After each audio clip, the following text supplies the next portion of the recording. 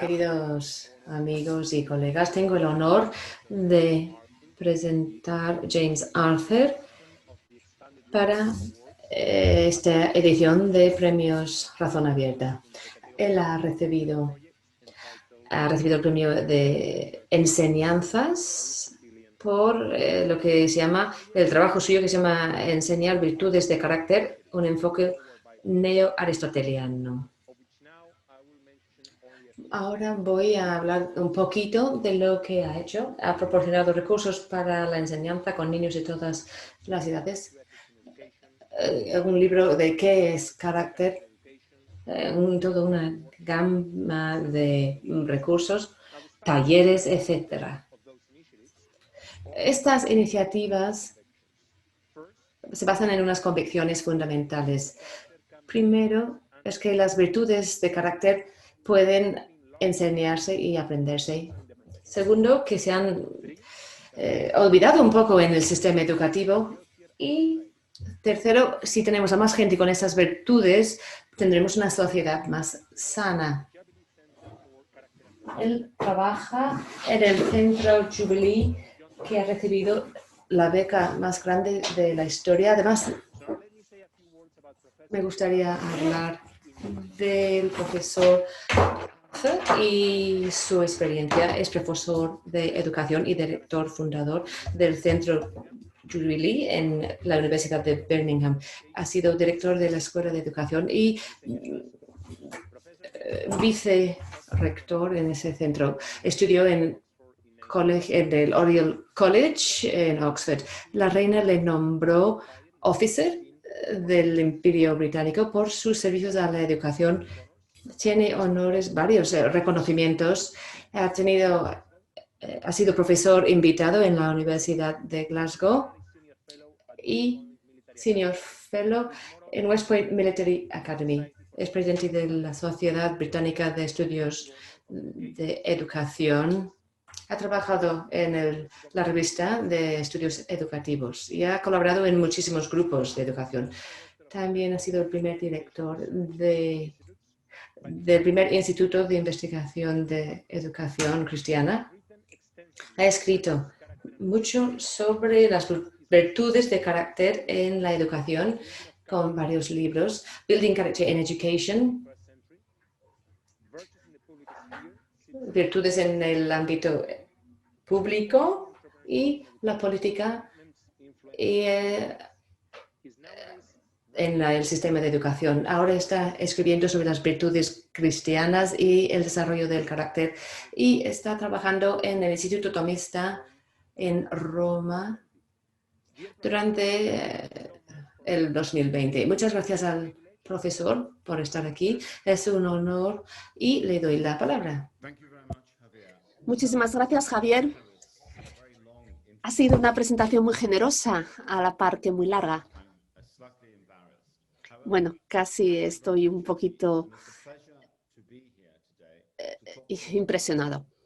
Es un placer estar aquí con ustedes para hablarles de mi centro y del trabajo que allí realizamos. Comenzaré diciendo que es un centro neo-aristotélico. No es un centro religioso, no fomentamos ninguna visión, perspectiva religiosa, sino la visión aristotélica y de las virtudes. Sabemos que haciendo esto vamos a conseguir mayor apoyo, mayor respaldo. ¿Por qué? Porque de esta manera fomentamos nuestro centro de una manera más inclusiva. Dicho lo cual, voy a hablar de los objetivos de nuestro centro. Primera diapositiva, por favor. Esta pregunta es la pregunta origen. Nosotros queremos ayudar a los niños y a los jóvenes adultos en la universidad y ya profesionales, es decir, aquellos que acaban la universidad y entran en el mundo laboral. Es decir, estamos hablando de edades comprendidas entre los 3 años y los 25 o los 30 años. Es decir, nos preocupa y estamos muy enfocados en este grupo de edad. Y esto es así porque muchas personas en este grupo de edad encuentran dificultad a la hora identificarse con unas cuestiones éticas. Vivimos en una sociedad donde cada vez somos más individualistas, más materialistas, y este pluralismo ético es el resultado de la incapacidad de no identificar o reconocer cuestiones éticas. Y es un problema grave, en tanto que para ser ético es necesario, en primer lugar, reconocer que existe una cuestión ética que abordar. Y en ocasiones esta cuestión moral no se reconoce en absoluto. Siguiente diapositiva, por favor. Comenzamos hablando de la formación. Queremos hablar de la formación. La formación no es una palabra que muchos educadores utilizan. Nosotros la hemos venido utilizando desde el inicio del siglo. Hemos venido fomentando ambas palabras, formación y virtud. Y muchas personas consideran que la manera en la que nosotros utilizamos la palabra formación y la virtud, la palabra virtud nos hace ser un centro, una organización muy conservadora. Cuando yo estaba en FIA América hablé de la formación y de la formación de las virtudes, y uno de los decanos en Nueva York me dijo: nosotros los americanos no hablamos de virtud, solamente los republicanos hablan de la virtud. Así que desde luego esto no es cierto. ¿Por qué? Porque la primera conferencia a la que yo asistí en Estados Unidos era en la en la Casa Blanca. De hecho, se me invitó hubo un seminario presidencial sobre la construcción del carácter. Estamos hablando de Bill Clinton de los años 90. Yo fui a esa conferencia. Estamos hablando de que esto es casi una invención democrática. Incluso la palabra virtud y carácter se utilizó por el Partido Liberal. Los conservadores pensaron que esto era una palabra de ingeniería social y que no iba a ayudar en absoluto. ¿Por qué? Porque eso hacía que las personas fueran dependientes los unos de los otros. La mayor parte de nuestros problemas han sido persuadir a los conservadores del valor de esta cuestión, más que el Partido Laborista. ¿Por qué? Porque el Partido Laborista en Inglaterra nos ha apoyado desde el principio. La formación, como digo, no es una palabra, un término muy adorado ni utilizado por los educadores. Nosotros seguimos presionando, seguimos utilizando. Nosotros sabemos que la formación es la formación de las personas, de las comunidades, de los seres humanos, de las sociedades y del mundo compartido en su totalidad, en su generalidad en el que vivimos. Tiene como objetivo formar y desarrollar a individuos a través del conocimiento, las capacidades y el carácter, el buen carácter para vivir una buena vida, es decir, vidas comprometidas con el bien para la humanidad. Se trata de fomentar el bien común y ayudar a las personas jóvenes a hacer una aportación relevante, significativa a la hora de construir ese bien común en la sociedad. Pero esto solamente lo pueden hacer si ellos desarrollan y construyen ese carácter que les permita vivir esa buena vida.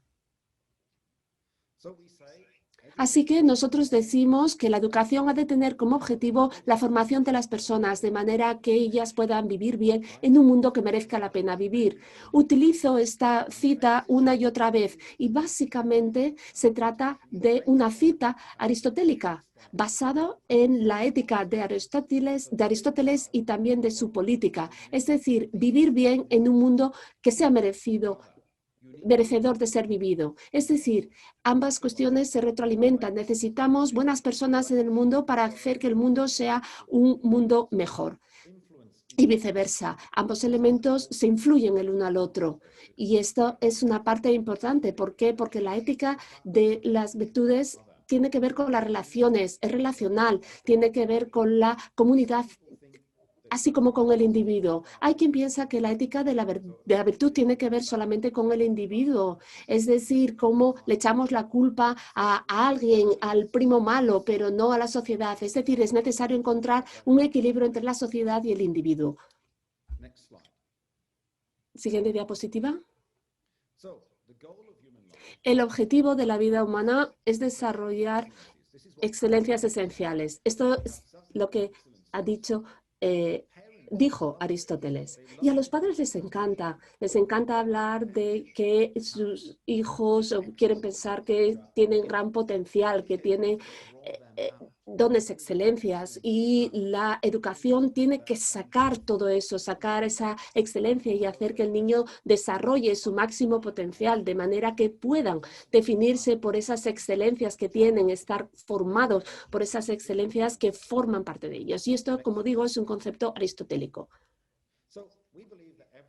Creemos que todos y cada uno de los niños puede ser educado. No dejamos a ningún niño atrás, no dejamos a ningún niño fuera. Todos están incluidos. Y esto habla de la agenda moderna inclusiva, que incluye a todos, donde se ha de incluir a todos. Por supuesto, la educación es algo de todos. Tenemos que educar a todos y todo el mundo tiene potencial de ser educado. Todos los niños pueden enseñarse. No hay absolutamente ningún niño al que no se le pueda enseñar, con independencia de que tenga una discapacidad, una necesidad especial o que sea un genio. Y sabemos que las instituciones educativas, tales como los colegios y las universidades, no devuelven, no hacen que las personas cuando salgan sean seres humanos completamente educados. ¿Por qué? Porque es la vida quien educa a las personas, no el colegio ni las universidades. Solamente a través de la vida es como uno se educa plenamente. La educación se trata de llegar a ser quienes somos, descubrir quiénes somos. Ese es el proceso de educación que se realiza a través del aprendizaje. Estamos hablando de un despertar humano, ya utilizado por Martin, es decir, despertar. Es decir, la educación nos hace más conscientes de quién somos y nos ayuda a ser quienes somos. Y para construir ese puzzle que dijo Aristóteles, es decir, ser esa persona que debemos ser. Y la educación no tiene que ver con la producción del conocimiento ni entendido como información. No se trata de un mero transmisión del conocimiento. No se trata de adquirir más y más conocimiento. Uno no va a la universidad para aprender más y más información. La educación no se trata solamente de información. Yo hablaría de transformación en su lugar. Se trata de una transformación y de hecho aquí vemos que transformación está formado por la palabra formación, es decir, se trata de las formaciones que atravesamos a través de la educación, de la cultura, de las experiencias, de nuestras experiencias vivenciales, de nuestras relaciones con los demás. Todo esto contribuye a que seamos quienes somos y no estamos hablando simplemente de lo que sepa el estudiante, el aprendiz, de la información que tenga. Así que la prueba la prueba es en qué se convierte el estudiante, no como un proceso de la educación, sino como persona. Y muchas escuelas acaban siendo fábricas de exámenes y se les reconoce y se les valora por su alto nivel académico. Claro que esto es importante, pero olvidarse de que el individuo es un desastre es muy importante. No podemos olvidarnos que estos seres humanos que pasan por la universidad, por las escuelas, son personas en formación. J.K. Chesterton, puede que algunos de ustedes lo conozcan, del año 1909, dice que toda educación enseña una filosofía, sino a través de un dogma, sino a través de la sugerencia por implicación de la atmósfera.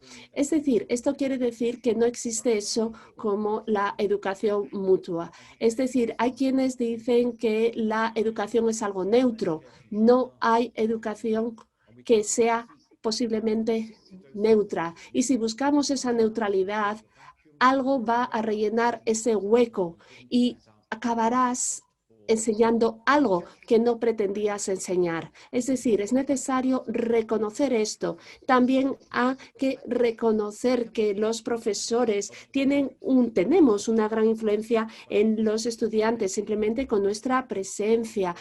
En tanto en cuanto creamos una atmósfera, creamos a personas, cómo hablamos, cómo miramos a nuestros alumnos, cómo nos comportamos, nuestro lenguaje corporal, todos ellos comunican un mensaje y es muy importante que lo tengamos en cuenta. Espero que esta presentación, estas diapositivas puedan hacerse con ellas, les pueda llegar. Aquí tenemos otra cita de Chesterton. Esta sobre la idea falsa de la educación como un elemento neutro y también sobre las contradicciones que se señalan en este sentido. Siguiente diapositiva. Aristóteles dijo que no se trata de examinarnos para saber cuál es nuestra virtud, sino para ser buenos. No nos tenemos que mirar para saber cuál es nuestra virtud, sino ser buenos. Aristóteles era tremendamente práctico y realizó unas sugerencias muy prácticas, gran profesor y grandes y prácticas sugerencias. Dijo esto para comunicar la idea de que la educación ha de derivar en el bien, ha de tener como resultado el bien. Esta es una cita muy interesante, en mi opinión. Aquí vemos lo que se dice sobre la educación. Cuando la leí hace muchos años, me impresionó muchísimo cuando yo era estudiante en Oxford, hace más de 30 años. Decía, querido profesor, soy un superviviente del campo de concentración. Mis ojos han visto lo siguiente: niños envenenados por médicos, niños asesinados por enfermeras. Así que yo pido lo siguiente: ayuda a los estudiantes a ser humanos. Los esfuerzos nunca deben producir monstruos educados, ni psicópatas con habilidades, ni Eichmanns educados. Leer, la lectoescritura y la aritmética son importantes, pero solamente si sirven para que nuestros niños, nuestros alumnos sean más humanos. Es decir, en ocasiones nos perdemos de vista a nuestros alumnos, a quienes son como personas. Y esto es así porque en todas las asociaciones en las que he visto y he participado en casi más de 50 países, trabajo con muchísimos países, todos ellos señalan que tienen un problema con el carácter moral de los jóvenes. Todos se quejan de lo mismo y probablemente esto es algo que se ha dicho siempre, en todos los siglos. Esto ha sido un problema arrastrado a lo largo de los siglos. Yo creo que nunca ha habido una era de oro donde todo el mundo ha sido perfecto. Tenemos una preocupación, una inquietud sobre cómo educamos. Cuanto más instrumental sea la educación, mayor oportunidad tendremos de producir monstruos. Acabaremos produciendo monstruos y personas con moral, sin ética. Y esto acaba siendo un problema en el mundo laboral cuando estas personas trabajan en la sociedad. Y a este punto me referiré con más detalle más adelante. Entonces, ¿qué es la educación del carácter?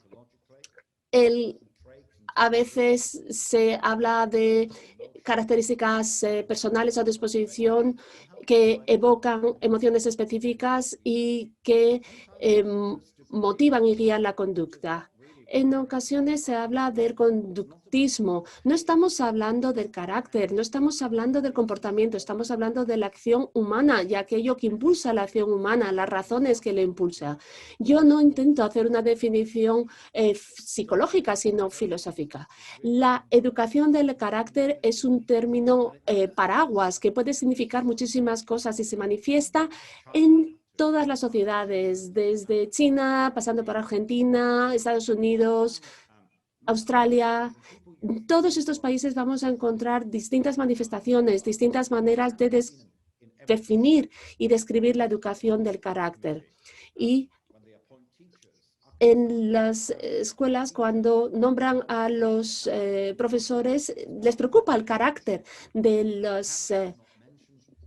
los profesores. Del carácter no se habla, les preocupa de alguna manera el carácter del profesor, pero es algo de lo que no se habla. Siguiente diapositiva, por favor. Así que nosotros hemos empezado a construir un marco de trabajo que tiene este aspecto. Voy a hablar de cada una de estas columnas, de cada uno de estos aspectos, para explicarles en qué consiste. Siguiente diapositiva. Aquí tenemos las virtudes intelectuales. Nosotros comenzamos por las virtudes intelectuales porque así lo hizo Aristóteles. De hecho, no puedes ser moral si no tienes un contenido intelectual en términos de cómo entiendes la moral. El carácter en este sentido, en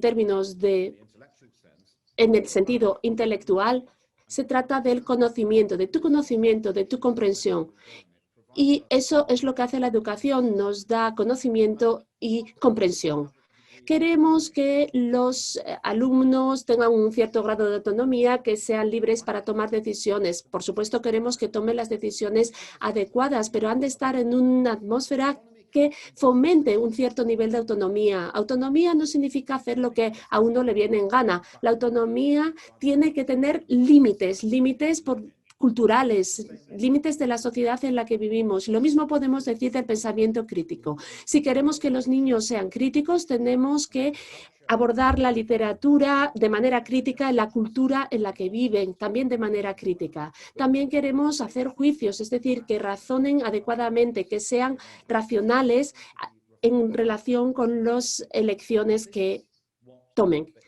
Y eso es lo que hacen las virtudes intelectuales, es decir, es una cuestión tremendamente importante. En cuanto a las virtudes morales, han de estar ahí también, son el otro lado de las virtudes intelectuales. Queremos que la persona sea compasiva, que tenga agradecida, que sea humilde, que tenga integridad y que sea justa. La justicia es una virtud moral, no es una cuestión política, sino moral. Todo el mundo habla de la justicia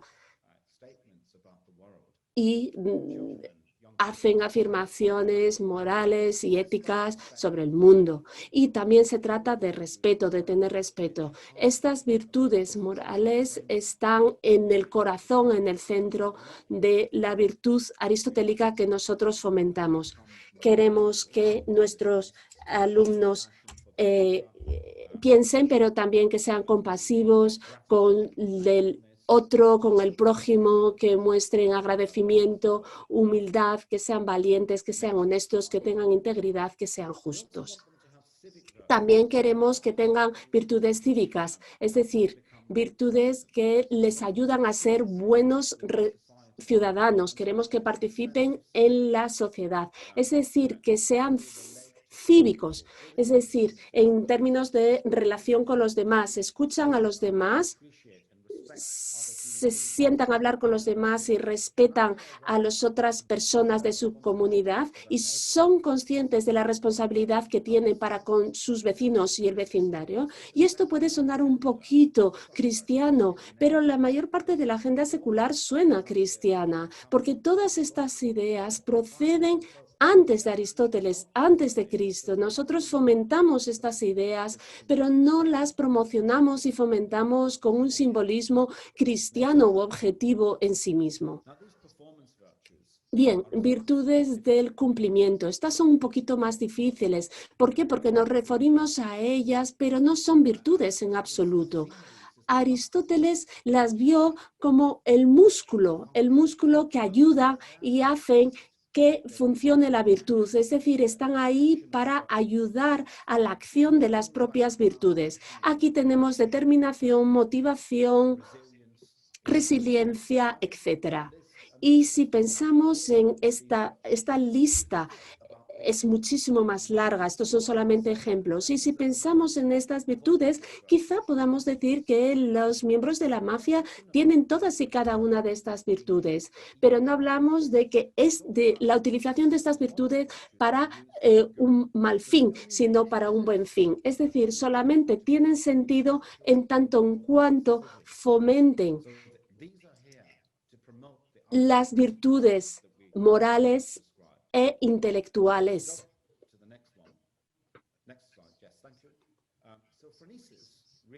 Phronesis es la idea de sabiduría práctica, es decir, buen sentido. Nosotros intentamos desarrollar el buen sentido en las personas. Las personas jóvenes se ven atraídas por la idea de tener esa sabiduría práctica. Es decir, ellos quieren tomar las decisiones acertadas, buscan el bien de muchas maneras y quieren recibir guía. En ocasiones no han recibido esa guía, no han sido formados por sus profesores y en ocasiones se pierden. Pero cuando se involucran con estas ideas, las adoptan, vemos que les gustan y que son beneficiosas. Y este es el objetivo del resto de las virtudes, es decir, el desarrollo de fronesis, es decir, sabiduría práctica y sentido común. Es decir, cuando aunamos todas estas virtudes y a partir de ahí pasamos a estar más educados. Y este es un esfuerzo a lo largo de la vida, no es algo que se hace en la universidad ni siquiera la vida profesional. Simplemente podemos desarrollar fronesis, seguir desarrollándolo cuando tenemos 80 o 9 años. Esta es algo que perseguimos durante toda nuestra vida y esto lo desarrollamos en distintos grados. So we also think that character can be taught. This is one of the key ideas that we think. También creemos que el carácter es algo que se puede enseñar. No, el carácter es algo que adquieres, es como osmosis, es algo que aparece o entra. A veces es un poco misterioso y no sabemos cómo los alumnos, los niños adquieren ciertos rasgos. Sabemos que imitan a los padres, lo que ven y se convierte en algo propio. Y lo mismo con los profesores. Cogen rasgos o características de los profesores. Y el ambiente en el que uno vive puede también crear elementos del carácter. Por eso es tan importante esas comunidades de familia y del centro educativo. El carácter también es algo que se puede enseñar. Un problema es que en los libros la idea de la virtud ya se ve cada vez menos. Se utilizan menos palabras que tengan que ver con la virtud y de hecho hay más palabras opuestas que se refieren a vicios, se ven en los libros infantiles ahora. Eso quiere decir que los niños no desarrollan un vocabulario de virtud. Es importante que tengan un entorno rico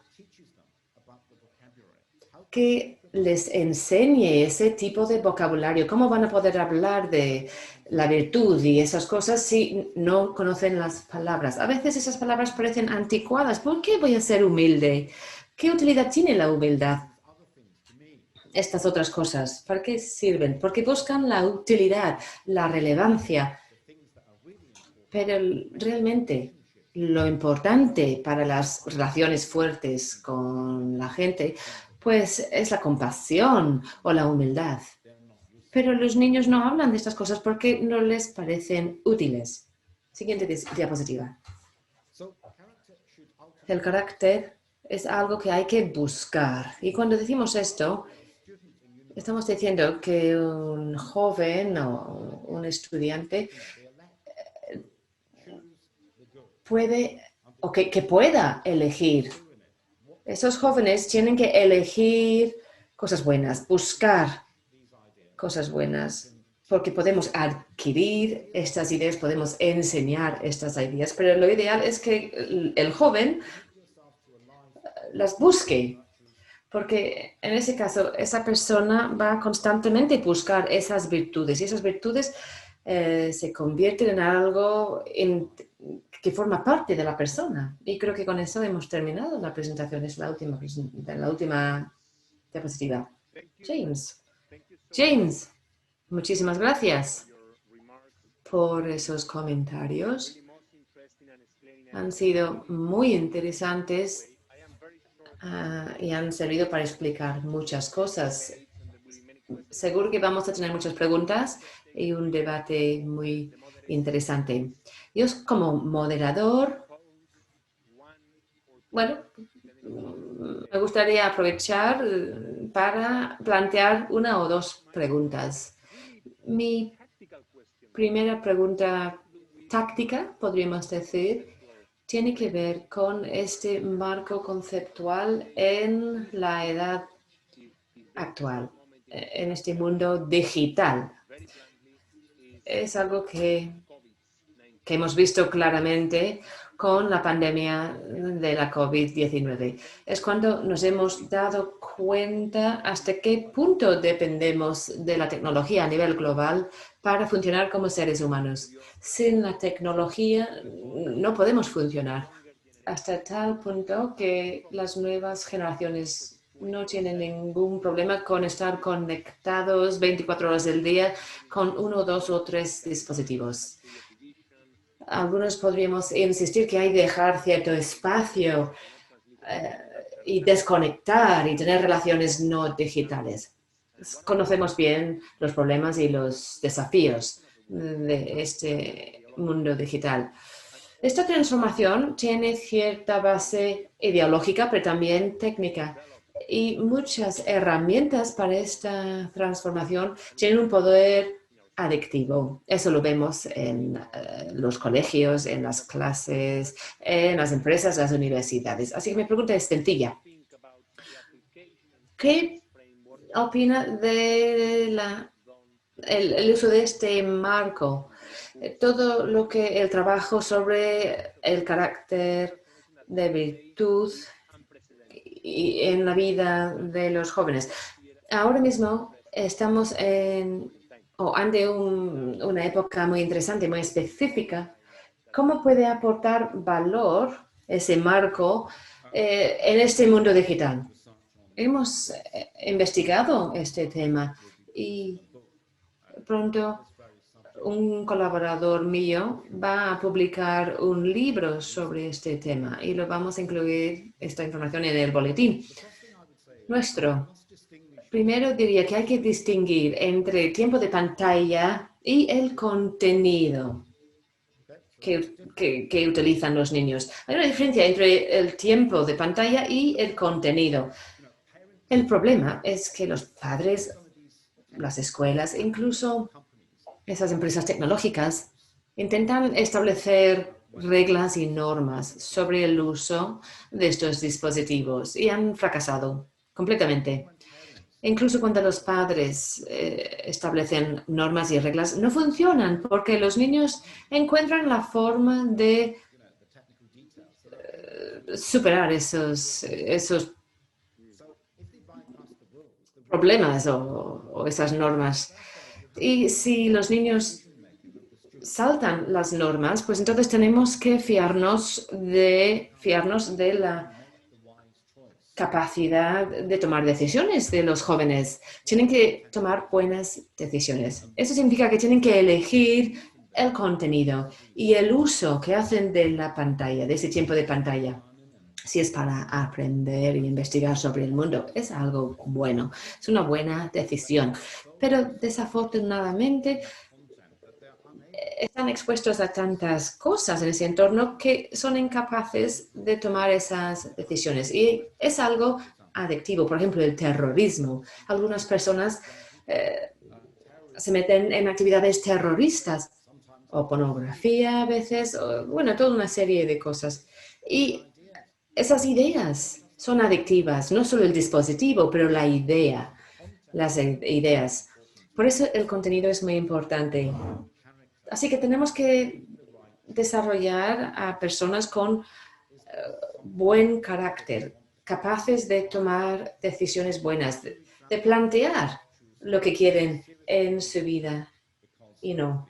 Voy a hablar de dos virtudes que están amenazadas por la tecnología. Primero, la honestidad.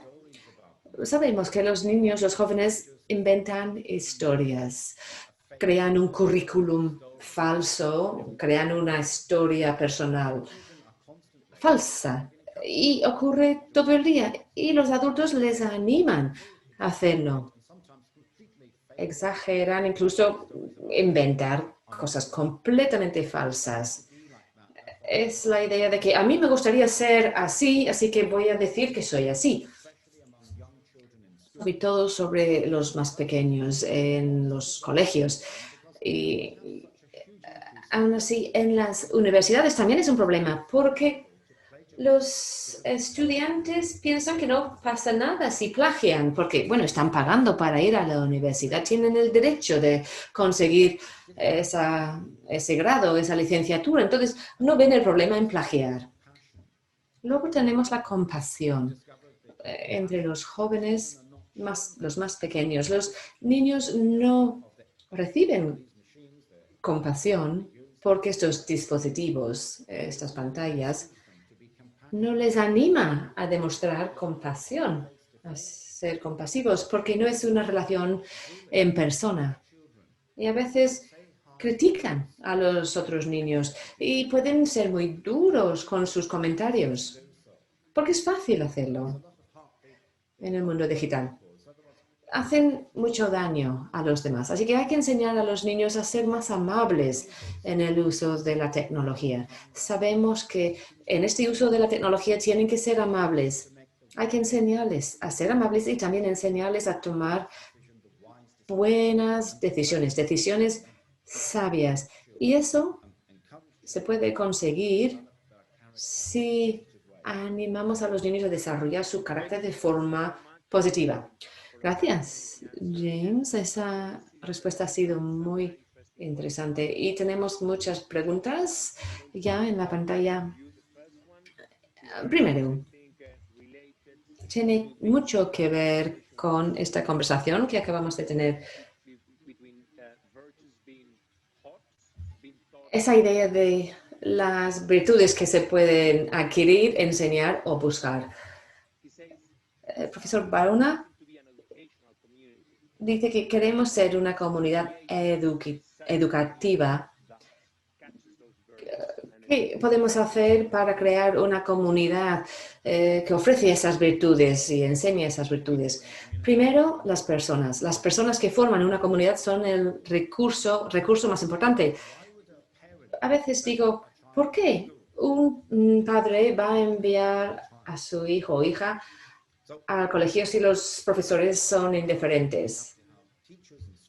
Tenemos que tener colegios, centros educativos y profesores y universidades que quieren mejorar la vida de los estudiantes. Tienen que tener y demostrar interés en los alumnos.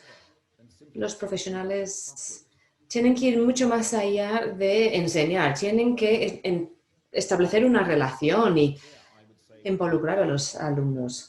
Así que empezamos con las personas. Hay que elegir bien a las personas, a los profesionales que van o están personas que están dispuestas a dedicar su vida a los demás, sacrificarse por los demás. Tienen que estar ahí por los demás. Eso es importante. También hace falta buenos recursos. A veces vemos centros donde faltan recursos. Y a nivel material es importante. Los alumnos, los niños tienen que tener acceso a los recursos que les ayudan a desarrollarse. En la universidad, por ejemplo, tienen que tener la oportunidad de poder participar en distintas actividades. Esto no surge así, no, hay que trabajar para que haya esas posibilidades. Así que el programa de estudios y tenemos que tener actividades enriquecedoras. Estamos hablando de las actividades extraescolares, fuera del aula, que ayudan al desarrollo. Por ejemplo, hablar en público, teatro, deporte, ir al teatro. Es toda una serie de cosas, pero yo creo que realmente hay que empezar con las personas. Muchísimas gracias. Tenemos otra pregunta que es importante, en mi opinión, sobre todo para saber si estamos avanzando o no y para corregir el trayecto si no vamos bien. Es de Oyumueli. Gracias por la presentación. Me gustaría saber cuáles son los métodos más útiles para medir el desarrollo del carácter y cómo se puede medir esta actividad, este desarrollo del carácter. Bueno, esto es una pregunta técnica que se ha convertido en una obsesión. Cuando hablamos de los colegios que solo sirven para conseguir buenas notas en los exámenes, sobresaliente. Bueno, aquí estamos hablando de lo mismo. ¿Se puede medir el carácter? Voy a compartir una anécdota. Yo fui al Palacio de Buckingham, conocí a la reina y ella me planteó la misma pregunta. Me preguntó, ¿cómo podemos medir el carácter? La reina me preguntó eso. Yo le dije, no se puede medir el carácter, solo se puede reconocerlo. Y no tenía mucho tiempo con ella, entonces tenía que dar una respuesta inteligente y es lo que se me ocurrió. Pero a la vez quería decir que como educadores tenemos que, o todos somos capaces de reconocer al carácter de cada alumno. Todos los profesores vemos los caracteres que hay en la clase y los padres también. Es algo orgánico, se desarrolla de forma natural. No es algo que... no es como medir la temperatura, decir, ahora lo vamos a medir. No podemos conseguir que engorde una vaca midiéndola constantemente. No tiene sentido. Nosotros investigamos el carácter, tenemos distintos métodos, pero es diferente. ¿Podemos medir la ciudadanía? Decir que este ciudadano es de nivel A, este es B, este es C. Bueno, no tendría mucho éxito en los grupos que establecen las políticas. Hay que tener cuidado. Cuando hablamos de medir el carácter, podemos analizar el centro educativo, ver lo que hacen para el desarrollo del carácter. Pero a mí no me gusta demasiado esa idea de medir el carácter. Hay otra pregunta que sigue un poco con este tema, pero centrándose menos en la medición y más en las metodologías adecuadas para el desarrollo de la sabiduría práctica entre los jóvenes. ¿Cómo se puede desarrollar? Bueno, la sabiduría práctica no es algo que podemos enseñar. Podemos enseñar las virtudes. Uno puede adquirir o desarrollar las virtudes, pero no se puede enseñar la sabiduría práctica. No se puede desarrollar de ese modo. Podemos tener la sabiduría práctica como meta, pero es algo que aparece en las personas que tengan las virtudes todas juntas. Bueno, lo que hay que hacer es ofrecer ejemplos prácticos a los jóvenes de cómo demostrar esas virtudes. Y más tarde esos jóvenes van a unir todas esas cosas, todas esas virtudes, pero no se puede enseñar la sabiduría práctica. Es algo que llega, ese buen sentido, es algo que se desarrolla alrededor de uno, pero no podemos aprenderlo ni enseñarlo. ¿Están llegando preguntas? Hay una pregunta que me parece, bueno, es muy corta. Yo creo que hay que desmantelarla un poco. Espero que a ver si podemos entender bien. Es de Antonio Granados y pregunta, ¿cuál es la relación entre el carácter y la narrativa de la persona en cuestión dentro del marco? Bueno, tienen una relación estrecha. El carácter forma parte de la narrativa ayuda a desarrollar el carácter. Aquí estamos hablando del contexto, dónde vive el joven o la joven, el contexto de su vida. Todo el mundo desarrolla algún tipo de carácter, así que no es algo muy difícil ni muy especial. Todo el mundo desarrolla un carácter. dentro de su propio contexto, en su familia, en su escuela, en el colegio, los amigos. Todo eso forma la narrativa y forma parte de la persona. Al fin y al cabo, el niño tiene que elegir sus amigos. Esos amigos tienen que reflejar sus aspiraciones para el futuro. Tienen que tomar decisiones. Eso depende del juicio. ¿Cuál es la narrativa que queremos seguir? Hay que hablar de esa elección. La narrativa no es algo que se nos ocurre. No, participamos y también podemos elegir esa narrativa. Muchas gracias, profesor. Creo que esa pregunta nos lleva bien a la última, que habla de los desafíos de los jóvenes ahora. Para los jóvenes a veces puede ser difícil adquirir la motivación, la resiliencia para poder desarrollar las virtudes. La pregunta dice, vemos problemas entre jóvenes y no tan jóvenes, que es la apatía. La apatía que es tan común, que lleva a la pasividad y hace que sea muy difícil adquirir las virtudes morales. Es muy difícil encontrar buenos ejemplos, referentes y buscar esos ejemplos. No sé si porque son pocos, están lejos o porque el entorno no nos anima a seguir esos ejemplos. ¿Qué opina de ese tema de la apatía y la torpeza? Es algo que se adquiere, igual que se puede adquirir una virtud o unas virtudes en un entorno rico, podemos adquirir la apatía en un entorno donde eso es lo que hay, donde es un entorno monótono y de estupidez. Y todo esto se refleja en el niño. Los niños quieren tener desafíos. Lo que hay que hacer es desafiarles de forma intelectual, no decir lo que tienen que hacer, sino ofrecer ideas, presentar actividades y cosas que son interesantes y que merezcan la pena. No solo se trata de motivar al joven, sino que hay que encender la chispa. Tenemos que encender su imaginación a través de los profesores. Los jóvenes siempre tienen interés en el profesor que demuestra interés en los jóvenes.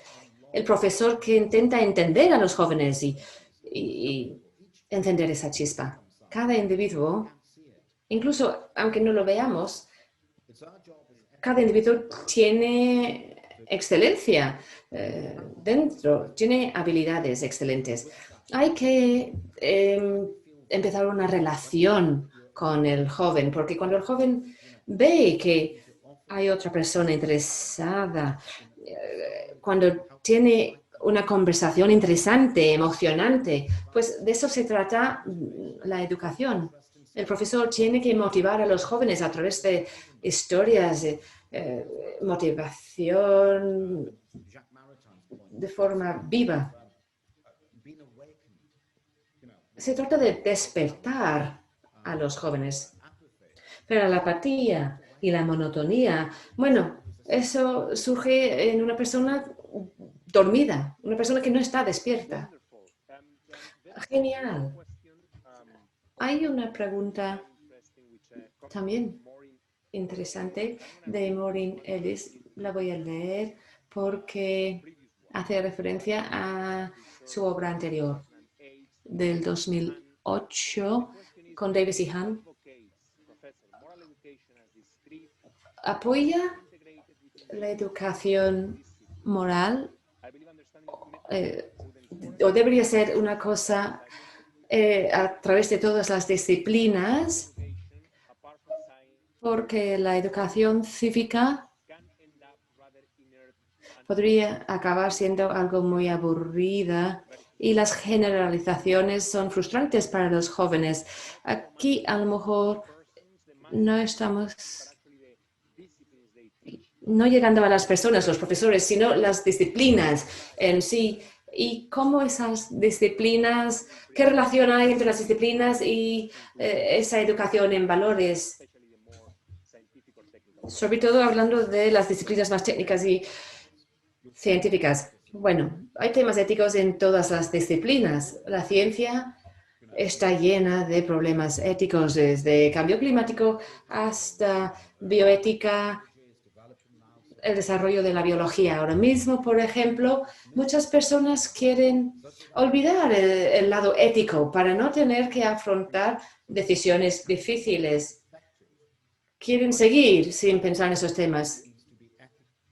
Yo creo que el ser humano es una criatura ética en sus relaciones y cualquier disciplina, biología, física, astrofísica, química, pues todas las disciplinas tienen preguntas sobre temas éticos y hay que tomar decisiones sobre estos temas. Y no solo se trata de la historia, la sociología, las artes. La ética no solo tiene que ver con esos campos, no. Todas las disciplinas. Pero a veces enseñamos a los jóvenes como si la ciencia fuese neutra, sin aspectos éticos. No, eso es falso. La ciencia es igual que cualquier otra disciplina. Y como dije en mi carta, pues podemos ver a médicos matando a otras personas porque consideran que no merecen vivir. Lo hemos visto antes y lo podríamos volver a ver en el futuro. Porque tienen apatía y están como dormidos y no hacen caso al lado ético y luego hacen monstruosidades, barbaridades. Muchísimas gracias. Tenemos otra pregunta que se centra en un elemento que solemos quejarnos mucho como sociedad en muchos países y que esto, es decir, estamos hablando de la falta de liderazgo, algo frecuente, común en todo el mundo, en la Unión Europea, en el resto del mundo. Es decir, nos quejamos de los líderes o de la falta de líderes. Y si eso es así en comparación con otros momentos de la historia, la pregunta es ¿por qué? Y este enfoque, este planteamiento, ¿cómo puede abordar esta falta de líderes? Es decir, ¿y por qué los líderes en este momento son tan pésimos? ¿Y cómo su proyecto puede contribuir a esta cuestión y cómo podemos respaldarlo? Bueno, los líderes tienden a reflejar la sociedad tal y como es hoy en día. Yo no creo que los líderes sean más inmorales o menos éticos que la sociedad en la que están. En nuestras profesiones tenemos miles de personas que encuentran que les resulta muy difícil identificar las cuestiones o los problemas éticos cuando trabajas en un banco, cuando eres policía. Hemos visto muchísima corrupción, muchísimos escándalos, no solamente entre políticos, sino también entre otras profesionales, es decir, que cometen fraude, y etcétera, etcétera.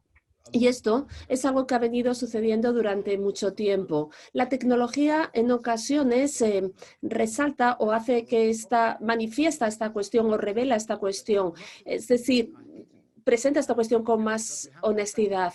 ¿Por qué? Porque tenemos profesionales que se equivocan y que toman decisiones equivocadas a propósito. ¿Por qué? Porque saben que les benefician. Así que eso lo encontramos también entre los políticos. Nuestra clase profesional y nuestros profesionales y nuestros políticos son más o menos lo mismo, en tanto en cuanto se reflejan los unos a los otros, comprometen el bien y también comprometen puntos y cuestiones importantes en las que no deberían comprometer y nos engañan y nos cuentan mentiras. Y no estamos hablando solamente aquí de los políticos, otras profesiones también lo hacen. Y Y como digo, esto es un reflejo de nuestra sociedad. Nosotros vamos a empezar a construir desde la base, de abajo arriba. No vamos a llegar a las partes más altas, a los políticos, a decirles que son inmorales o esto o lo otro. No, dentro de nuestra profesión, dentro de lo que hacen los estudiantes en la universidad y básicamente lo que hacemos en las escuelas primarias, secundarias, en educación primaria y secundaria. Eso es lo que venimos haciendo, es lo que hemos venido intentando construir. Queremos desarrollar una conversación, un diálogo dentro de este contexto, un diálogo en el que puedan participar las personas. Y de hecho, los políticos no quieren hablar del carácter moral. ¿Por qué? Porque si hablan de esto, los periódicos van a encontrar un pequeño detalle. Dice, pero ¿cómo esta persona puede hablar del carácter moral? ¿Por qué? Porque esta persona se ha equivocado aquí o aquí.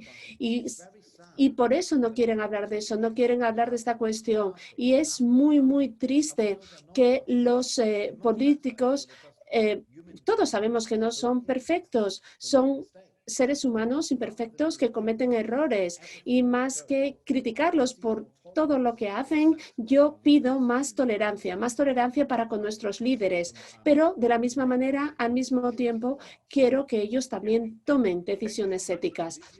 Muchísimas gracias y esto me lleva a una pregunta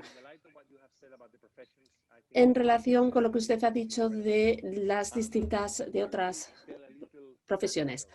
Bien, en este sentido, quiero compartir una anécdota personal. Hace unos 4 años recibimos una petición en la universidad en la que estaba.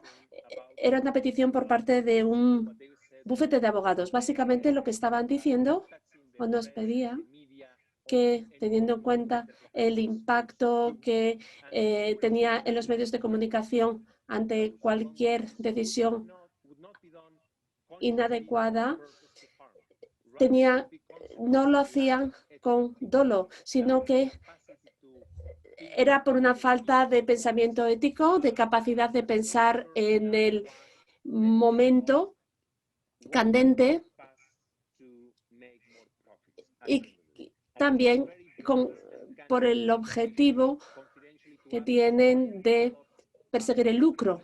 Y nos lo dijeron de manera confidencial para que nosotros desarrolláramos un programa que ayudara a la profesión para dotarlos con una serie de herramientas. Ellos se refirieron a herramientas para dotarlos de esas herramientas que les permitieran parar en el momento candente, en el fragor de la batalla, a pensar y a tomar decisiones éticas. Y yo considero que es de gran utilidad la distinción que usted ha hecho entre la enseñanza y la búsqueda.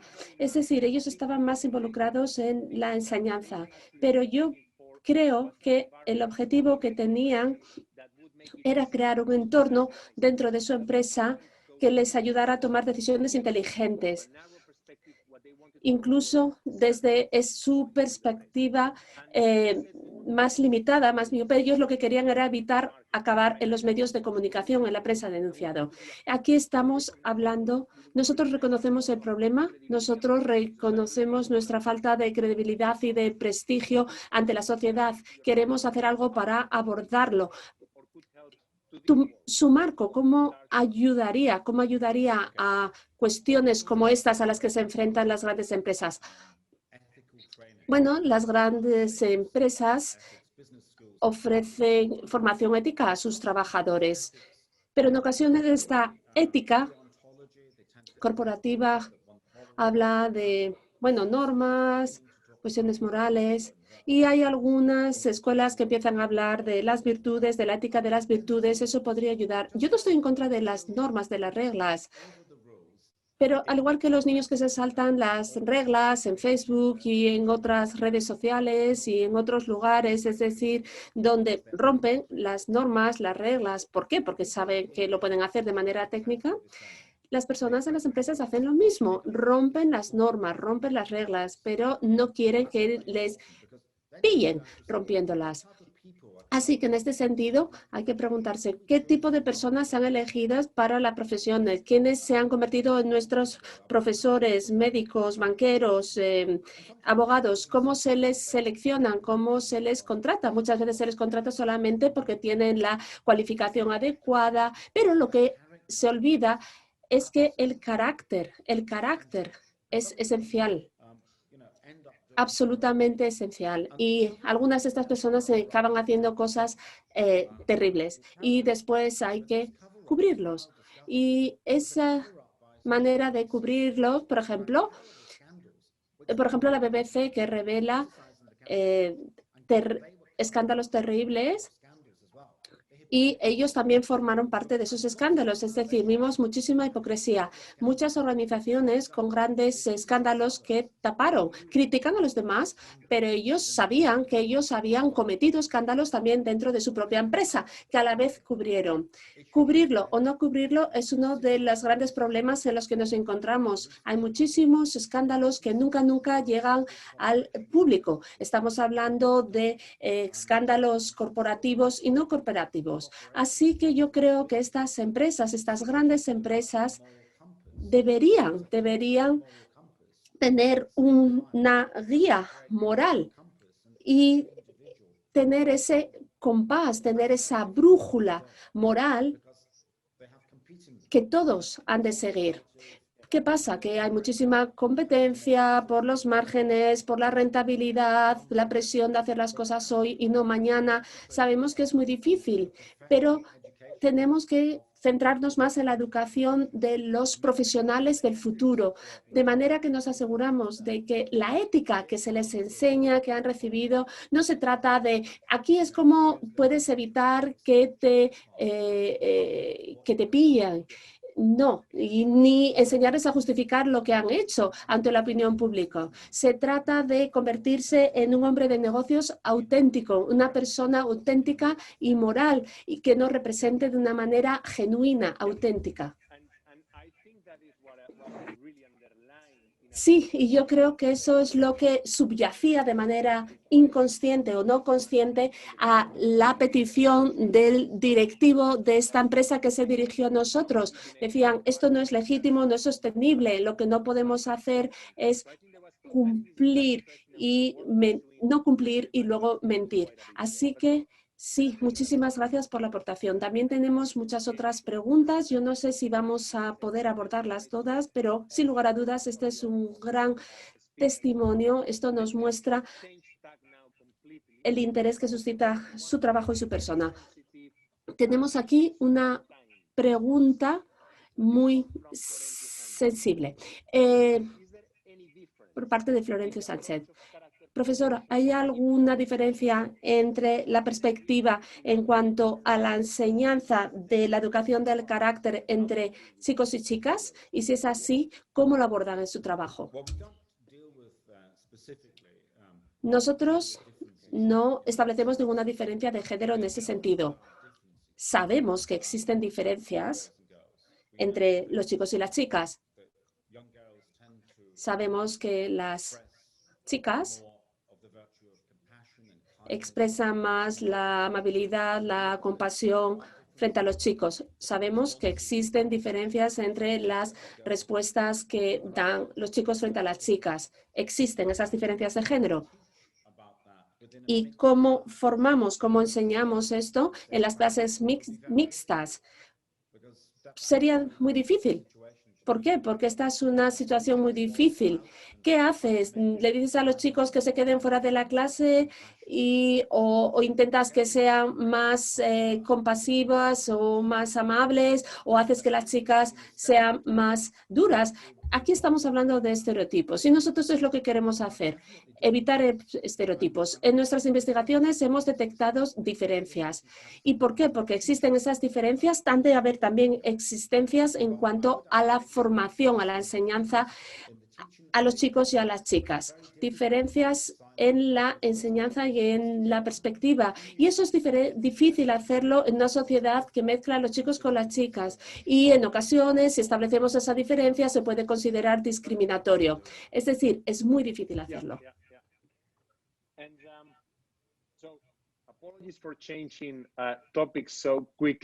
Bueno, me disculpo por saltar de un tema a otro, así.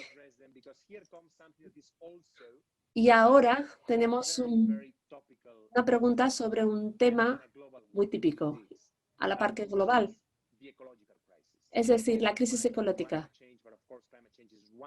Podríamos hablar de cambio climático, que simplemente es una dimensión de una crisis mucho más amplia.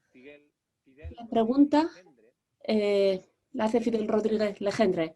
Muchísimas gracias, profesor, por sus palabras. Si considera posible el desarrollo del carácter y las virtudes morales como uno de los puntos de partida de la experiencia estética, a la par vinculada con la palabra creación, entorno, crianza, naturaleza, ¿qué estrategias se podrían utilizar para integrar esta cuestión en el sistema educativo? Es decir, para el medio ambiente, sí. Es decir, incluir la formación del carácter en la enseñanza con la perspectiva del medio ambiente. Yo creo que los adultos siempre hablan de los niños, de los jóvenes y de su preocupación por el medio ambiente. Sí, los jóvenes les preocupan estas cuestiones, sí, pero no siempre. Nosotros vemos cosas como adultos sobre otros grupos de la sociedad. Es decir, y por eso queremos pensar en esos grupos. Es decir, a los jóvenes les preocupa el medio ambiente y nosotros los animamos a que salgan a la calle a manifestarse. El problema aquí es que muchos jóvenes no entienden su entorno o el medio ambiente o la creación o el mundo tal y como nosotros lo entendemos, en tanto que esta es una cuestión muy compleja. Yo no estoy diciendo que los cambios medioambientales no sean causa de muchos de los problemas que tenemos, pero todos los días vemos, por ejemplo, no sé, los fuegos, los incendios en la selva del Amazonas en Brasil. Hoy visto que la mayor parte de los incendios han sido provocados por ganaderos y por cuestiones de ganadería. ¿Por qué? Porque es la manera de hacerlo sostenible y rentable. Es decir, están motivados por el dinero, por los beneficios. Brasil controla el 25% del mercado vacuno del mundo. Estamos hablando de cantidades ingentes, algo que crece todos los años. Así que en ocasiones el daño que nosotros creamos es un daño que nosotros hacemos al mundo y si no creáramos ese daño, protegeríamos al mundo. Es decir, es importante que los jóvenes que desarrollen carácter tengan sensibilidad para con el medio ambiente. Y eso es lo que hace también el carácter. Nos ayuda a ser sensibles ante otros seres humanos. Y si sabemos que nuestras acciones van a ser negativas para nuestras relaciones para con el prójimo, debemos cambiarla. No hay que incendiar nada, no hay que crear incendios. Debemos preocuparnos por el medio ambiente y por las consecuencias que tiene para el medio ambiente. Y eso ha de ser parte de la formación de buen carácter, alguien que desarrolle esa sabiduría práctica. No estamos hablando de la ciencia del medio ambiente, estamos hablando de ser buenos cuidadores, protectores de la creación que tenemos en el mundo que compartimos. ¿Por qué vamos a incendiar las cosas? ¿Por qué vamos a crear incendios de manera deliberada para ganar dinero? ¿Por qué? Porque eso es avaricia. Avaricia. Y las grandes empresas son así, hacen lo mismo también. Sí, en este sentido, nosotros, si nos fijamos en los medios de comunicación, también estamos viendo lo que parece ser un movimiento global de jóvenes que piden que cambiemos nuestra relación con el medio ambiente, que protejamos a las generaciones futuras y estos son movimientos prometedores. ¿Por qué? Porque implican un cambio en el carácter para realizar estos cambios. Y esto está vinculado con la pregunta que hizo Héctor Velázquez, un poco provocadora. Muchas veces intentamos pensar que las generaciones jóvenes son más débiles, tienen menos resiliencia que aquellos aquellos que han pasado una o dos guerras mundiales. Esta es una generación a la que se le pide que proteja el planeta. Parece que muchos ya lo están haciendo y es una generación que ha pasado por una crisis financiera global, emprendedores, innovadores, que tienen el objetivo de restaurar el sistema. Así que la pregunta es aquí. ¿Qué virtudes cree que los jóvenes hoy en día o qué virtudes son más presentes o han de estar más presentes en nuestra sociedad? Es difícil comparar los jóvenes de distintas generaciones en los años 30 o de los años 80 o en el 2020. Unos han sido mejores o son mejores que otros. Es difícil hacer ese tipo de comparación y hay poca evidencia empírica para poder hablar de una edad de oro. Bueno, cuando vamos envejeciendo, siempre nuestra generación parece superior a las siguientes, como que las últimas generaciones han perdido cosas, pero simplemente significa que el mundo ha ido cambiando. El gran problema que tenemos es que los jóvenes, bueno, de algún modo, está bien que los jóvenes salgan a manifestarse a favor del medio ambiente porque es un tema ético y lo reconocen. Sin embargo, no identifican todos los temas éticos. En China hay 1 millón de personas en campos de concentración con esterilización forzada, un tratamiento terrible, pero no hay manifestaciones por ese problema. Parece que hay gente en el mundo que no nos importa nada, pero luego hay otras personas que no están sufriendo de ese modo, no sufren ese tipo de tratamiento, pero hay manifestaciones. Pero, ¿por qué es eso? No hay un peso ético para saber lo que es muy serio, lo que no es tan serio o muy poco serio, pero simplemente habría que hablar. Yo creo que esa sensibilidad ética es algo que quiero animar en los jóvenes relacionada con el medio ambiente, pero tiene que ir más allá de solo el medio ambiente, no puede ser solo el medio ambiente. Y cuando se centra todo en un solo tema, bueno, es importante tener sensibilidad sobre una gama de temas, toda una variedad de aspectos de la sociedad que hay que mejorar. No podemos centrarnos solo en uno o dos. Profesor, muchas gracias por esa respuesta. Soy muy consciente de los límites de tiempo. Son las 7, que es la hora prevista para el final de esta conversación tan interesante. También sé que a mi derecha tengo una lista de preguntas que vamos a tener que dejar sin responder si vamos a seguir el horario. Pero si me permite, animaría a los que tienen preguntas que se pongan en contacto con usted para poder aprender de todo su trabajo. Y las preguntas, bueno, le puedo decir que hay mucho interés. Me gustaría terminar diciendo gracias de nuevo por esa presentación y el debate todavía más interesante. Enhorabuena por su trabajo. Espero que el impacto de su trabajo siga creciendo por todo el mundo.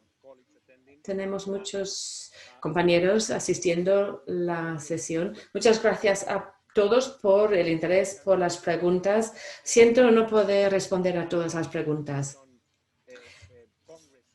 Este evento de Razón Abierta sigue mañana también a las 4. Muchas gracias a todos y que pasen una buena tarde. Gracias.